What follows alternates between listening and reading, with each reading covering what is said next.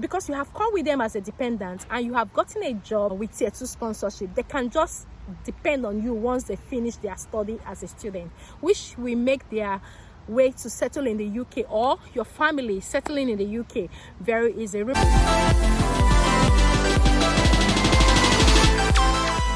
Hey guys, welcome back to my channel. As promised in my previous video that I'll be talking about my experience being a dependent in the UK. Firstly, I came to the UK as a student and I later switched to become a dependent. I'll start by sharing my experience with you being a student and also being a dependent in the UK. So there are certain things that you cannot do as a student. For instance, working for more than 20 hours. You cannot work for more than 20 hours if you're a student who is currently in the UK.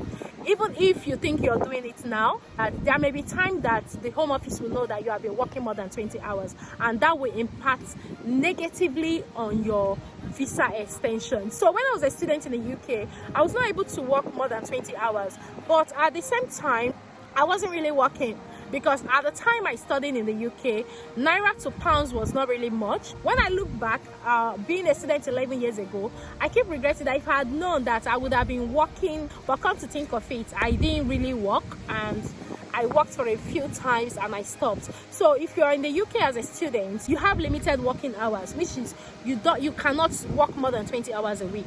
You may be doing it and you would think it's okay, but there will come a time. Remember, UK tracking system is very strong. There may come a time that they will know that that's what you have been doing, and you may be preparing to go for your next visa and you may not be eligible to apply for your next visa.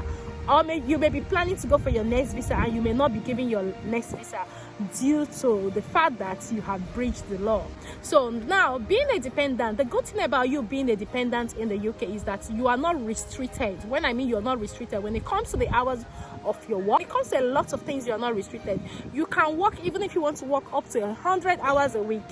Because you're a dependent, you can work even up to 100 hours a week and nobody cares. But if you're a student and you do that, then you will get yourself into trouble not so long. So my experience as being a dependent in the UK is a good one because I am free to do whatever I want to do.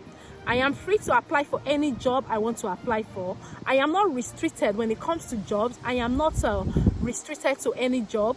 I can apply for any job. But the only thing that you're not entitled to being a dependent in the UK is public funds, which if you remember that I uploaded a video recently talking about somebody who was refused his visa, and that's not just one person. Lots of people have been refused their indefinite leave to remain. They have been refused their visa because they went to have access to public funds. So the only thing that I would say being a dependent you are restricted to is public funds, but you can apply for any job. So what I would advise, if you're coming with your family or you're coming with your wife or you're coming to the UK this year as a student, I would advise that once you get here as a dependent, there are thousands of jobs you can do. But in the meantime, there are lots of companies, like you can register with Indeed.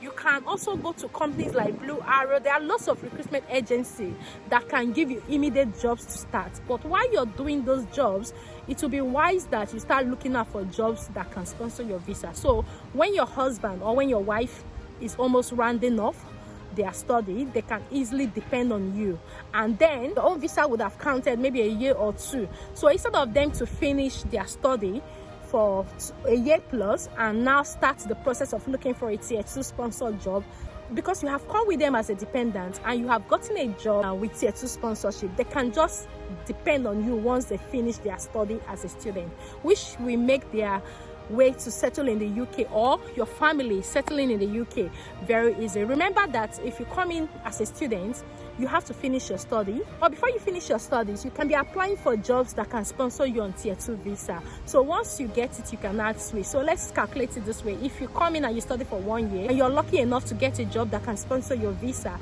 for 3, 4 years or 5 years, then you switch. So your journey of getting your indefinite leave to remain in the UK, instead of going through the process of having a PSW and being there waiting for skilled worker visa, your journey will be shortened. Like you will literally spend like 6 to 7 years to get your indefinite leave to remain if you're able to secure a job just before you finish your study as a student. Or if you come in that very year, you're coming in as a student and you come with a dependent, and your dependent is able to secure a job that can sponsor him or her on skilled worker visa, it starts counting. So now count it this way: you're already studying for 1 year, and your dependent is already doing almost 1 year on their tier 2 skilled worker visa. So your dependents will get their indefinite leave to remain on time, and you, once you finish, you can just depend on your dependent. And before you know, the journey that you would have gone through for 6-7 years, now the journey is going to be for like maybe 4-5 years for your dependents, then you maybe about 5 years or 6 years.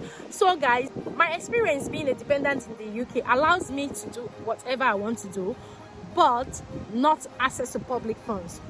But being a student, you're restricted. You're restricted in so many ways. And like I said in my previous video, when they said you're not recourse to public funds, please guys, don't go close to it.